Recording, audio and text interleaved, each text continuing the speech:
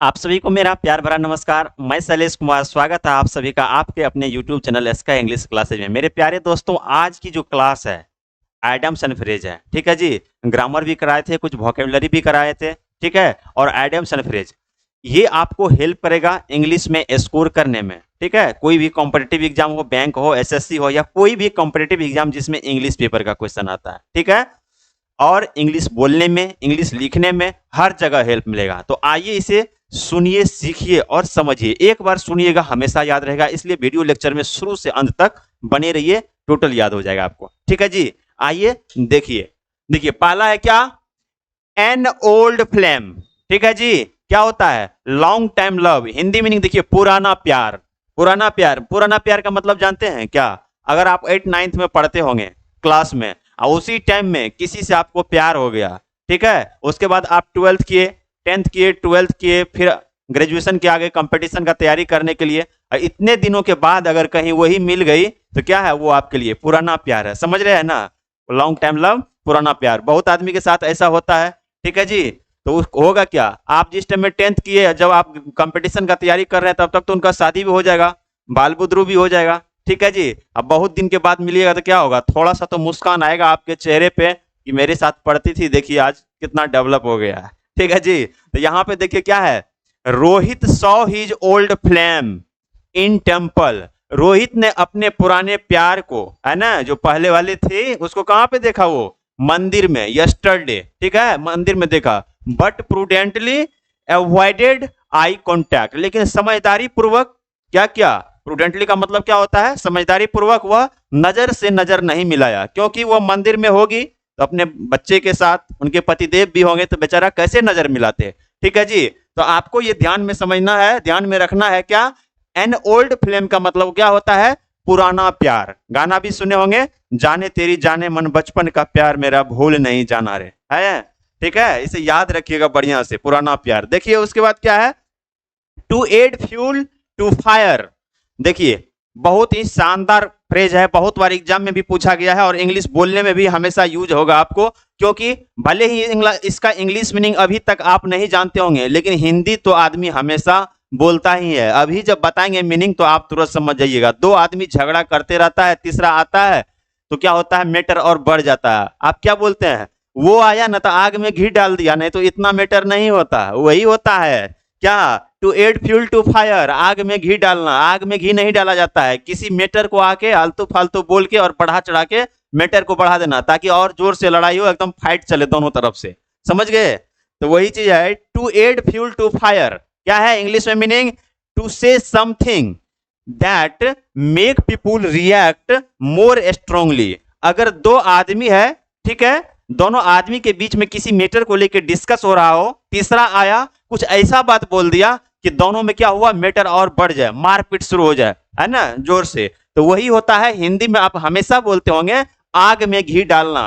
वो आग में घी नहीं डाला जाता है ना, बातचीत को बढ़ा दिया जाता है, झूठ बोल के इतना बढ़ा दिया जाता है कि आदमी, ठीक है, एक्साइटेड हो जाता है एक दूसरे को मार करने के लिए, पीटने के लिए, मारने के लिए, ठीक है। अब देखिए इंग्लिश में सेंटेंस क्या है, he added fuel to fire by provoking them. Provoke का मतलब होता है भड़काना, उकसाना, किसी भी आदमी को उकसाना या भड़काना। कहने का मतलब कुछ ऐसा बात बोल दी जिसपे कि वो और ज्यादा गुस्सा हो जाए।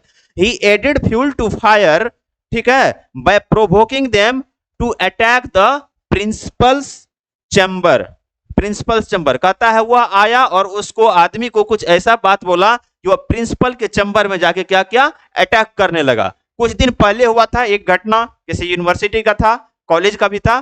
क्या है उसमें, बच्चे लोग क्या किए, प्रिंसिपल के चैम्बर में घुस गए और मारना शुरू कर दिए। अभी कुछ दिन पहले एक वीडियो वायरल हुआ है फिजिक्स वाला का, क्लास में ही एक बच्चे उठे और जाके टीचर को फटाफट देना शुरू कर दिए। ऐसा नहीं करना चाहिए, कहीं ना कहीं संस्कार और शिष्टता का कमी है, इसलिए ऐसा किया। अगर कोई प्रॉब्लम है, कुछ भी हो, ऑफिस में जाके आप शिकायत कीजिए, ठीक है, लेकिन टीचर पे जाके हाथ छोड़ दिया अपना था, ठीक है। फिजिक्स वाला का क्लास था, उसमें हो रहा था। लेकिन यहाँ पे ये कहता है, जैसे आप हिंदी में बोलते हैं, मैथिली में बोलते होंगे, किसी भी भाषा में बोलते हैं, वो आया और आग में घी डाल दिया इसलिए मारपीट इतना हो गया, नहीं तो नहीं होता ऐसा, ठीक है। किसी भी मैटर को बढ़ा चढ़ा के बोल देना ताकि मैटर और ज्यादा बढ़ जाए और आदमी मारपीट कर ले, ठीक है जी। इसे ध्यान में रखिएगा। अभी तक हिंदी में बोलते होंगे, लेकिन इंग्लिश समझ लीजिए ना, एड फ्यूल टू फायर यानी आग में घी डालना।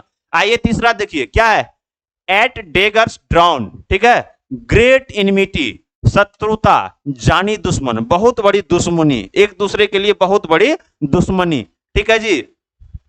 जैसे कोई दोस्त है, एक साथ रहता है, किसी मैटर को लेके दुश्मनी हो जाता है, या भारत और पाकिस्तान है, दोनों में क्या है, दुश्मनी है ना, बहुत बड़ा दुश्मन है दोनों, ठीक है, एक दूसरे का। कश्मीर चाहता है पाकिस्तान, अब भारत तो कभी छोड़ेगा नहीं, क्योंकि पाकिस्तान को तो खाने के लिए कुछ मिलता ही नहीं, तो कश्मीर क्यों लेगा, वो औकात है उतना लेने का, ठीक है जी। अब देखिए, both the friends are at daggers drawn, दोनों दोस्त जो है एक दूसरे के लिए क्या है, जानी दुश्मन है, शत्रुता है, दोनों में कट्टर दुश्मनी है, ठीक है जी। ध्यान में रखिएगा, बहुत बार जो है कॉम्पिटिटिव एग्जाम में पूछा गया है, बहुत बार क्या हुआ है, कॉम्पिटिटिव एग्जाम में पूछा गया है, ठीक है, ध्यान में रखिएगा।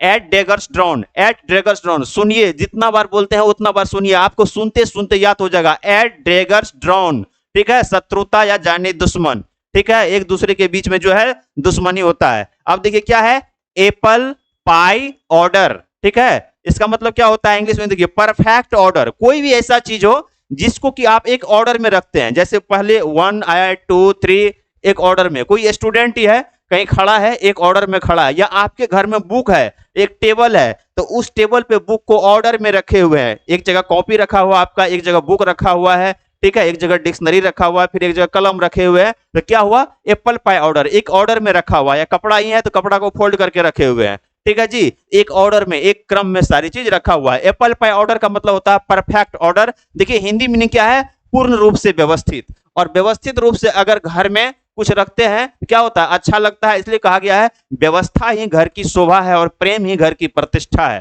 ठीक है। तो पूर्ण रूप से व्यवस्थित करके जो कोई भी चीज रखते हैं उसे ही बोला जाता है क्या, एप्पल पाई ऑर्डर। अब ये मत सोचिएगा कि एप्पल को जो है सजा सजा के रखा जाता है, ठीक है, ऐसा कोई बात नहीं है। कोई भी चीज जिसको आप एक ऑर्डर में, एक क्रम में रखते हैं, देखिए इतना इसलिए बोलते हैं कि आपको सुनते सुनते याद हो जाए, और सेंटेंस में कैसे यूज हुआ है उसे समझिए। आज जो है सिर्फ सेंटेंस इंग्लिश में है और उसका हिंदी मीनिंग हम आपको समझा रहे हैं, ठीक है।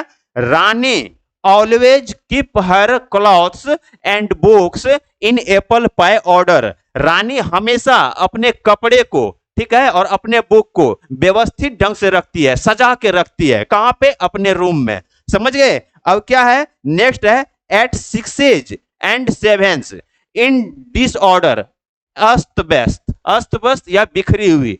अभी क्या पढ़े थे, अभी पढ़े थे क्या, कोई भी ऐसा चीज जिसे व्यवस्थित रूप से रखा जाता है, ठीक है, व्यवस्थित रूप से रखा जाता है, एक ऑर्डर में रखा जाता है। आपके घर में कोई भी सामान हो, एक ऑर्डर के रूप में रखे हुए हैं, या बाहर कहीं गए हैं, आप खड़े हैं, एक ऑर्डर में खड़े हुए हैं, ठीक है, ऐसे नहीं कि पूरा ग्रुप में हो गया, ऐसा कोई बात नहीं है, ठीक है। अब नीचे में है एट सिक्सेज एंड सेवेंस, इसका मतलब क्या है, डिसऑर्डर, अस्त व्यस्त, बिखरी हुई, जो एक ऑर्डर में नहीं हो, ठीक है, बिखरी हुई। बुक है, सबको ऐसे लिए टेबल पे रख दिए, कपड़ा है फोल्ड किए नहीं किए, उसे एकदम 10-20 ठो उठाए आके पलंग पे रख दिए, तो वो क्या हुआ, ऑर्डर में हुआ नहीं हुआ, डिसऑर्डर हुआ, ठीक है। सेंटेंस देखिए क्या है, her books were always lying in the room, ठीक है, एट सिक्सेज एंड सेवन, उनकी किताब जो है हमेशा रूम में बिखरा हुआ रहता है, ठीक है, अस्त व्यस्त रहता है, ठीक है जी। तो ऊपर में जो है दोनों को समझिए, एप्पल पाई ऑर्डर अब है एट सिक्सेज एंड सेवन। बहुत बार क्या होता है, आपको एसएससी के एग्जाम में क्या होगा, या बैंक में पूछेगा सिनोनिम्स करके, है ना, कि इसका जो है प्रॉपर मीनिंग क्या होता है, तो ऊपर में देगा क्या, एप्पल पाई ऑर्डर देगा, ठीक है, नीचे में उससे संबंधित कोई ऐसा ऑप्शन देगा, 4 ऑप्शन, ठीक है, या कभी कभी ऑन्टोनिम भी मांगता है। तो देखिए क्या है, एप्पल पाई ऑर्डर का मतलब होता है पूर्ण रूप से व्यवस्थित, और एट सिक्सेज एंड सेवेंस का मतलब होता है अस्त व्यस्त बिखरी हुई। तो फ्रेज अगर आपको याद रहेगा तो वहां से 1 नंबर आएगा, ठीक है, या आप इंग्लिश बोल रहे हैं, इंग्लिश लिख रहे हैं, तो आसानी से 1 नंबर आ जाएगा, समझ गए इसे, ठीक है।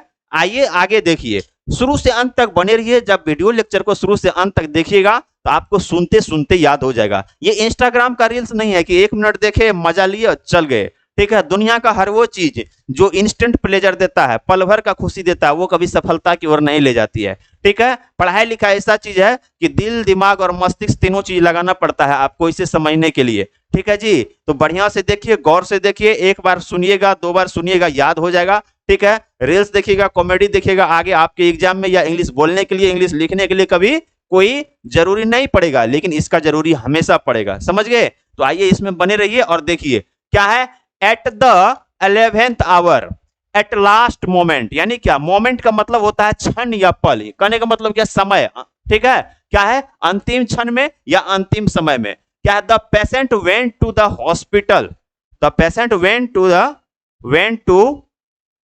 द हॉस्पिटल, ठीक है, hospital at 11th hour, the patient went to hospital at 11th hour, ठीक है जी।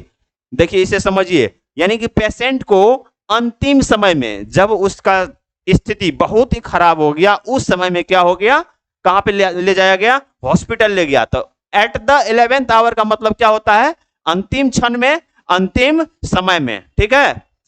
अब देखिए क्या है, eight a stretch without stopping, यानी लगातार, कोई भी काम जो आप कर रहे हैं रेस्ट न लिए करते रह गए, यानी किसी भी काम को आपको करने की आदत भी है, आप पढ़ने के लिए बैठे, ठीक है, 4 घंटा लगातार पढ़े, बीच में कोई सोशल मीडिया यूज नहीं किए, कंटिन्यू पढ़ रहे हैं, कंटिन्यू पढ़ रहे हैं, और आज भी पढ़े, कल भी पढ़े, फिर पढ़े, कहने का मतलब महीना के 30 दिन आप में ये कंटिन्यूटी है, आप अपने कंटिन्यूटी को बना के रखे हुए हैं कि अगर मुझे पढ़ना है तो लगातार पढ़ना है, ठीक है। अब ये नहीं कि 4 घंटा पढ़े बीच में सोशल मीडिया यूज किए, ऐसा कहीं कोई बात नहीं है। तो किसी भी काम को जो आप लगातार करते हैं, जो कंटिन्यूटी बना के रखते हैं, वही चीज बताया गया है क्या, the at a stretch without stopping, लगातार। देखिए आई कैन स्टडी, मैं पढ़ सकता हूं 3 आवर्स एट स्ट्रेच, मैं 3 घंटा लगातार पढ़ सकता हूं, मैं 3 घंटा लगातार पढ़ सकता हूं। होता है ना क्या कि स्टूडेंट सब लाइब्रेरी ज्वाइन करता है, 400 रुपीज पर मंथ, 5 आवर का टाइम मिलता है, यानी 5 घंटा आप बैठ के पढ़ सकते हैं। 5 घंटा जब लाइब्रेरी में गया पढ़ने के लिए, तो कोई कोई ऐसा भी होता है 5 घंटा में 4 बार बाहर निकलेगा। कम से कम आप 2.5 घंटा पढ़िए, 10 मिनट का रेस्ट लीजिए, फिर पढ़ लीजिए। तो कोई 5 घंटा में 4 बार बाहर निकला तो वो कंटिन्यूटी नहीं हुआ। या आप दौड़ रहे हैं, सुबह में डिफेंस का तैयारी कर रहे हैं, सुबह जा रहे हैं दौड़ने के लिए, तो डेली जाते हैं, 1 घंटा डेली दौड़ के आते हैं, 30 में 30 दिन, यानी कंटिन्यूटी, लगातार कोई काम करते हैं। तो लगातार के मीनिंग में इंग्लिश में जो है क्या है, at stretch, at a stretch, ठीक है जी, लगातार, विदाउट स्टॉपिंग। बहुत बार पूछा गया है बैंक में, एसएससी में, इंग्लिश बोलने में, इंग्लिश लिखने में हमेशा आप क्या होता है, यूज कर सकते हैं। और फ्रेज अगर मालूम है तो इंग्लिश और ज्यादा आसान हो जाता है, इंग्लिश बोलना, इंग्लिश लिखना। समझ गए जी। अब क्या है, एडम्स एल, एडम्स एल यानी क्या, प्योर वाटर, ठीक है, शुद्ध जल। वाटर तो आप हमेशा बोलते होंगे, लेकिन आज क्या सीखने के लिए मिल रहा है, एडम्स एल। एडम्स एल का मतलब क्या होता है, शुद्ध वाटर, पूरा एकदम प्योर, ठीक है जी। We should always drink Adam's ale, हम लोगों को हमेशा शुद्ध पानी पीना चाहिए। आता है ना, यहाँ पे पटना में देखे होंगे कहीं जो आता है सप्लाई वाला वाटर, क्या होता है, बहुत डस्ट, धूल कण उसमें मिला रहता है। वो अगर पीजिएगा, कंटिन्यू यूज किए, टाइफाइड, जॉन्डिस, क्या क्या ना हो जाएगा आपको, समझ गए। इसलिए हमेशा क्या करना चाहिए, शुद्ध जल पीना चाहिए, शुद्ध जल। आप किसी को बोलिएगा पानी लाने के लिए कि कृपया मुझे 1 गिलास पानी दे, क्या बोलिएगा, please bring a glass of water, कृपया मुझे 1 गिलास पानी दे। उसी में बोलिए कृपया मुझे 1 गिलास शुद्ध जल दे, तो वहां में एडम्स एल लगा दीजिए, ठीक है। एडम्स एल का मतलब क्या होता है, शुद्ध जल, ठीक है, शुद्ध जल। We should always drink Adam's ale, हम लोगों को हमेशा शुद्ध जल पीना चाहिए, शुद्ध पानी पीना चाहिए। समझ गए जी। अब देखिए एबीसी, एबीसी का मतलब क्या होता है, वेरी कॉमन नॉलेज, यानी प्रारंभिक ज्ञान। कोई भी चीज हो, कोई भी चीज हो, उसका प्रारंभिक ज्ञान, ठीक है, प्रारंभिक ज्ञान। एबीसी का मतलब ही होता है क्या, प्रारंभिक ज्ञान। इसलिए आदमी बोलता है कभी कभी बातचीत में एक दूसरे पे क्या आलोचना भी करता है, बहुत बोलने आया है, इसे तो एबीसी तो आता ही नहीं है। अब ये मत सोचिएगा कि एबीसी वो लेटर एबीसीडी, ऐसा कोई बात नहीं। एबीसी का मतलब ही होता है प्रारंभिक ज्ञान, ठीक है जी, प्रारंभिक ज्ञान। किसी भी चीज का जो शुरुआत की जो नॉलेज होता है, जो ज्ञान होता है, उसे क्या बोला जाता है, एबीसी बोला जाता है, समझे। अब देखिए, he doesn't know ABC of physics, उसे फिजिक्स का प्रारंभिक ज्ञान भी पता नहीं है, उसे फिजिक्स का जो प्रारंभिक नॉलेज होता है, जो प्रारंभिक ज्ञान है, नहीं पता है। बोलिएगा उसे मैथमेटिक्स का एबीसी पता नहीं है, he doesn't know ABC of mathematics, उसे केमिस्ट्री का एबीसी नहीं पता है, he doesn't know ABC of chemistry, उसे पॉलिटिक्स का एबीसी नहीं पता है, it doesn't know ABC of politics, उसे इकोनॉमिक्स का एबीसी नहीं पता है, it doesn't know ABC of economics. सुनते सुनते याद हो जाएगा, है ना, जितना सुनिएगा उतना याद हो। कहा गया है listening is the first phase of speaking, कोई भी चीज हो कि सुनने से ज्यादा याद होता है। और एक चीज बता देते हैं, ये फ्रेज जो शुरू हुआ है ए लेटर से शुरू हुआ है, और अंतिम तक कराया जाएगा कहाँ, जेड लेटर तक कराया जाएगा। इसलिए इस वीडियो लेक्चर को बने रहिए आप, जितना भी वीडियो लेक्चर देखिएगा आज के बाद से टोटल फ्रेज पे ही आएगा, ठीक है, टोटल फ्रेज पे, एडम्स एंड फ्रेज पे जेड लेटर तक कराया जाएगा। आप इसका नोट्स भी बना सकते हैं, ठीक है। एट रैंडम का मतलब हुआ विदाउट एम, बिना लक्ष्य के या बिना उद्देश्य के कोई भी काम जो कर रहे हैं आप, ठीक है, करते जा रहे हैं, पता नहीं चल रहा है कि आपका लक्ष्य क्या है, जैसे आया कर दिए चले गए। और जब भी कोई काम कीजिए तो आपका लक्ष्य, जो डेस्टिनेशन है, जो गोल है, वो फिक्स्ड रहना चाहिए। इसलिए कहा गया है direction is more important than speed, ठीक है। आप किस दिशा में जा रहे हैं, ठीक है, गति बना के रखे हुए हैं, लेकिन आपका दिशा नहीं पता है तो क्या है, उस गति को बढ़ाने से कोई फायदा नहीं, बाद में एक्सीडेंट हो जाता है आदमी। इसलिए कहा गया है direction is more important than speed. Speed से दिशा क्या है, बहुत महत्वपूर्ण है, आपका दिशा सही होना चाहिए, ठीक है।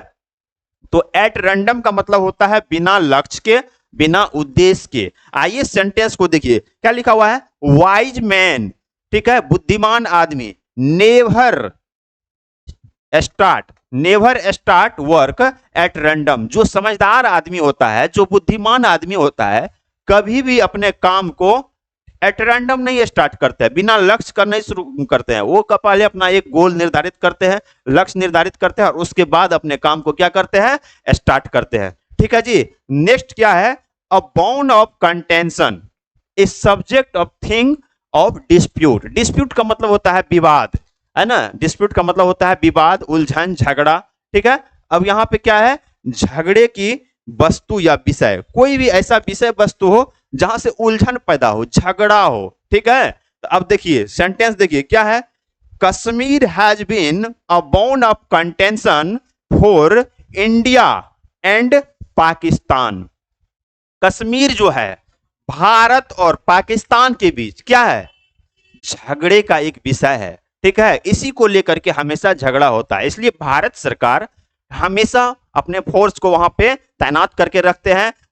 पाकिस्तान के तरफ से अगर कोई भी आतंकवादी आता है तो वहीं पे क्या करते हैं, ठाई ठाई एकदम क्लियर कर देते हैं। बहुत बार ऐसा होता है कि इधर का जो सैनिक है वो भी शहीद होते हैं, उधर से भी क्या है, मारे जाते हैं। लेकिन कश्मीर का जो विषय है क्या है, विवादित मुद्दा है एक, ठीक है।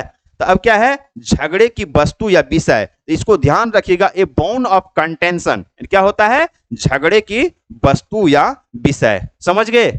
नेक्स्ट देखिए, नेक्स्ट क्या है, देखिए एप्पल ऑफ वंस आई, है ना, वेरी लवेबल, बहुत ही प्यारा, डियरेस्ट वन, दुलारा, प्यारा, आंखों का तारा, दुलारा, प्यारा, आंखों का तारा। हर एक बाल बच्चा अपने माता पिता के लिए क्या होता है, आंखों का तारा होता है कि नहीं होता है। आप लोग जो सुन रहे हैं, आप लोग भी अपने पेरेंट्स के लिए आंखों का तारा होंगे। कहा गया है every parents has high expectation from his children. हर एक माता पिता को अपने बच्चों से बहुत उम्मीद होती है। इस दुनिया में आपके माता पिता ही है जो को हमेशा सोचेंगे कि आप अच्छी उपलब्धि हासिल करें, अपने लक्ष्य को हासिल करें, ठीक है। इसके अलावा दुनिया में और कोई आदमी है तो वो सोचेंगे, कुछ आदमी कि हासिल करे, लेकिन वो ये भी नहीं सोचेंगे कि आप उससे अच्छा कर दे, उससे अच्छा मंजिल हासिल करें, समझे। तो क्या होता है, दुलारा प्यारा, एप्पल ऑफ वंस आई, दुलारा प्यारा, ठीक है जी। दुलारा प्यारा किसका हो सकता है, सबसे ज्यादा अपने माँ बाप का आप लोग हो सकते हैं, अपने पेरेंट्स के लिए हो सकते हैं। और दुनिया में कोई भी ऐसा आदमी नहीं है कि आपको बहुत ज्यादा प्यार दे सके। वो जगह है कोई, एक पेरेंट्स है, एक माता पिता है, भगवान का दूसरा रूप बोला गया है, ठीक है जी। नेक्स्ट क्या, इसमें सेंटेंस देखिए क्या है, Rohan is the Apple of his parents I. Rohan क्या है, अपने माता पिता के आंखों का तारा है, या दुलारा है, प्यारा है, समझ गए। नेक्स्ट देखिए, an iron will, strong will power, है ना, दृढ़ इच्छा शक्ति, ऐसी इच्छा शक्ति जो आप कमिटमेंट कर लेते हैं, मुझे इस काम को करना है तो करना है, हासिल करना है तो करना है, चाहे जो भी बीत जाए मुझे करना है ना, दृढ़ इच्छा शक्ति मन में, जो भी हो इस काम को करना है, ठीक है जी। अब देखिए क्या है सेंटेंस कि Mahatma Gandhi was the man of iron will. Mahatma Gandhi क्या थे, दृढ़ इच्छा शक्ति के आदमी थे, अपने मन में सोच लिए थे, ठान लिए थे। कहा गया ठान लो तो जीत है और मान लो तो हार है। सिर्फ एक बार मेरा कहना मान लीजिए, मुश्किल नहीं है कुछ अगर ठान लीजिए। महात्मा गांधी जी भी ठान लिए थे, जो भी हो जाए अंग्रेज को भगाना है, और भगा दिए। ठीक है, आगे आगे चले, बाद में बहुत आदमी साथ दिए, लेकिन भगा दिए और देश आजाद हुआ। समझ गए, ठान लिए थे, दृढ़ इच्छा शक्ति के आदमी थे, इसलिए आज हर जगह महात्मा गांधी का फोटो लगा रहता है। ठीक है, बहुत आदमी ऐसा ही है, बोलते हैं गांधी जी कुछ नहीं किए, पूरा देश को आजादी दिलाने में एक धोती रख के आजादी दिला दिए, कैसे कि नहीं किए कुछ। ठीक है, अब देखिए क्या है, एट हैंड। एट हैंड का मतलब होता है नियर या नजदीक। My examination is eight hand, ये तो बहुत आसान है, आदमी हमेशा बातचीत में भी बोलता है, और आज भी सुन लिए, मेरा एग्जामिनेशन क्या है, बहुत ही नजदीक है, my examination is eight hand. ठीक है, अगर आपको फ्रेज मालूम है ना तो इंग्लिश फटाफट बोल लीजिएगा, बहुत ही आसानी से बोलिएगा, समझ लिए, बहुत आसानी से बोलिएगा। देखिए क्या है, बाय लिप्स एंड बाउंड्स। देखिए रैपिडली, तीव्र गति से, क्या होता है, दिन दुन्नी रात चौगुन्नी, दिन दुन्नी रात चौगुन्नी होता है, दिन दुन्नी रात चौगुन्नी। ठीक है, कहने का मतलब बहुत ही तीव्र गति से जो आप प्रगति करते हैं। ठीक है, बहुत ही तीव्र गति से प्रगति करते हैं। इंडिया इज प्रोग्रेसिंग, भारत क्या है, प्रगति कर रहा है, कैसे, बाय लीप्स एंड बाउंड्स, दिन दुन्नी रात चौगुनी, भारत दिन दुन्नी रात चौगुनी प्रगति कर रहा है। आपके फैमिली में कोई भी आदमी है, वो दिन दुन्नी रात चौगुनी उसका प्रगति हो रहा है, आप क्या बोलिएगा, he is progressing by leaps and bounds, है ना, या his family is progressing by leaps and bounds. कोई भी आदमी दिन दुनी रात चौगुनी कैसे प्रगति करेगा, जब अपने गोल पे, है ना, ध्यान रखेगा, मेहनत करेगा, दिन रात पैसा कमाएगा, तभी प्रगति कर सकता है। जैसे आप बोल सकते हैं Ambani is progressing by leaps and down, by leaps and bounds, Ambani दिन रात प्रगति कर रहा है। Adani is progressing by leaps and bounds, है ना, अडानी का जो कंपनी है या अडानी जो है दिन रात प्रगति कर रहा है। ठीक है जी, तो बाय लीप्स एंड बाउंड्स का मतलब होता है दिन दुनी रात चौगुनी, काफी तीव्र गति से प्रगति करना। समझ गए। अब देखिए नेक्स्ट सेंटेंस क्या है, by and by, after a short period, कुछ समय बाद या धीरे धीरे। कहने का मतलब क्या हुआ, कोई भी काम हुआ फिर बंद कर दिया, फिर कुछ दिन के बाद हुआ, फिर बंद किए, फिर कुछ दिन के बाद किया। कहने का मतलब कंटिन्यूटी नहीं है, लगातार नहीं हो रहा है, एक के बाद एक, लेकिन एक के बाद जो एक हुआ है ना, रुक रुक के हो रहा है। ठीक है, आज मान के चलिए अगर मंडे है, सोमवार है, ठीक है, आप गए स्कूल पढ़ने के लिए या आप कोचिंग गए पढ़ने के लिए, ठीक है, कोचिंग गए पढ़ने के लिए आज, फिर 2 दिन एब्सेंट हो गए या 1 दिन एब्सेंट हो गए, फिर उसके बाद गए, फिर पढ़ के आए, फिर 1 दिन एब्सेंट हो गए, फिर उसके बाद गए, ठीक है, फिर पढ़ के आए, फिर एब्सेंट हो गए। तो कोई भी काम जो लगातार ना हो रहा हो, है ना, डिसकंटिन्यू है, डिसकंटिन्यू। ठीक है, कुछ समय बाद या धीरे धीरे। देखिए she will recover by and by, वह धीरे धीरे रिकवर होगा। देखिए किसी भी आदमी का तबीयत खराब होता है तो इंजेक्शन लगाया तुरंत ठीक हो गया, टाइम रहता है 1 दिन 2 दिन, जैसे जैसे मेडिसिन चलता है उस हिसाब से क्या होता है, हेल्थ में इंप्रूवमेंट होते जाता है, रिकवर होता है उस हिसाब से। तो कोई भी काम जो धीरे धीरे हो रहा है, ठीक है, उसके लिए किसका यूज होगा, बाय एंड बाय। ठीक है, इंग्लिश मीनिंग क्या है, after a short period, period का मतलब समय अवधि होता है, कुछ समय बाद या धीरे धीरे। उसके बाद क्या है, she will recover by and by, अभी बताए हैं, वह धीरे धीरे रिकवर हो जाएगी, ठीक हो जाएगी। ठीक है, देखिए bed of roses, pleasant situation, है ना, प्लीजेंट सिचुएशन ऑफ कंफर्ट, खुशियों का दिन, है ना, आरामदायक, आरामदायक सिचुएशन, खुशियों का दिन होता है। ठीक है जी, बेड ऑफ रोजेज, खुशियों का दिन। जैसे आप किसी भी कोई भी ऐसा समय, काफी खुशी है, ठीक है, काफी खुशी है, सुखी का समय है। बेड ऑफ बैड ब्लड, ठीक है, शत्रुता, यहां पे ये हो जाएगा, ठीक है जी, बैड ब्लड, शत्रुता होता है, थोड़ा ये टाइपिंग मिस्टेक होता है टाइपिंग वाले से, ठीक है, इस चीज को ध्यान में रखना है। बैड ब्लड का मतलब क्या होता है, शत्रुता।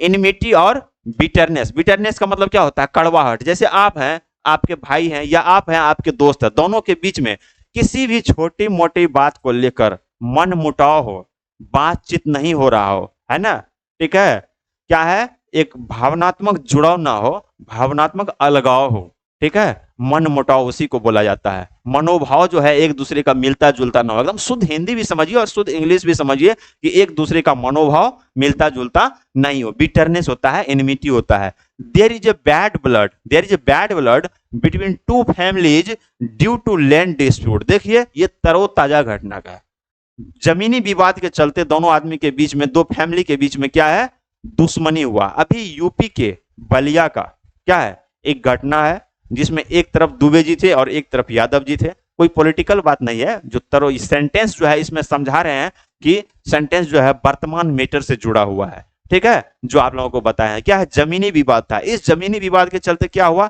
दोनों के बीच में काफी दुश्मनी हो गया। जिस दुश्मनी के चक्कर क्या हुआ, जिस दुश्मनी की वजह से क्या हुआ, ठीक है, जो प्रेम यादव थे उनका भी जान चला गया है, जो दुबे जी के थे उसका तो फैमिली ही बेचारा का बर्बाद हो गया है, ठीक है।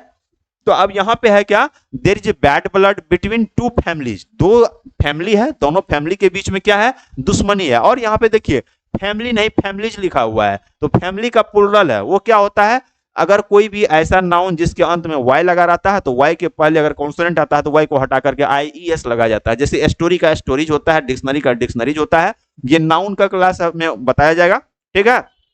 तो दो फैमिली के बीच में दुश्मनी है, किस चीज के लेकर के, due to land dispute. Dispute का मतलब होता है विवाद, ड्यू टू का मतलब हुआ के वजह से, के कारण से, जमीनी विवाद के कारण दो फैमिली के बीच में क्या है, दुश्मनी है। किसी भी चीज को लेकर जो दो आदमी के बीच में, दो फैमिली के बीच में दुश्मनी होता है, ठीक है, क्या है, बैड ब्लड, एनिमिटी, बिटरनेस या शत्रुता, ठीक है जी। नेक्स्ट देखिए क्या है, to blow one's on trumpet, to boast, डिंग हाकना। कोई भी आदमी ऐसा होता है क्या करता है, हमेशा अपने बारे में बताएगा, ठीक है, रहे ना रहे, घर पे कुछ रहे ना रहे अलग बात है, लेकिन बोलेगा कि IAS का बेटा है, ठीक है, मेरे घर में ये चीज है। भले ही आप नहीं उसको सही से नहीं जानता हो तो पूरा डीलिंग देगा एकदम लंबा चौड़ा, ताकि आप उसका ज्यादा सम्मान करें। ऐसे ऐसे महारथ दुनिया में क्या है, भरा हुआ है, जो कि झूठ बोल के पॉलिश करके अपने जीवन को बढ़िया से जीना चाहता है। लेकिन जब सच्चाई खुल के आता है तो सब कुछ जगह पे आ जाता है, सबके नजर में गिर जाता है। इसलिए कहा गया है, आंख से गिरा हुआ आंसू और नजर में गिरा हुआ इंसान दोबारा कभी नहीं उठता है। जब भी बोलिए सच बोलिए, कलयुग है, थोड़ा बहुत झूठ बोलना पड़ता है, लेकिन सच्चाई के साथ जब चलिएगा लाइफ में आदमी बहुत ऊपर जाता है। झूठ नहीं बोलना चाहिए, ठीक है।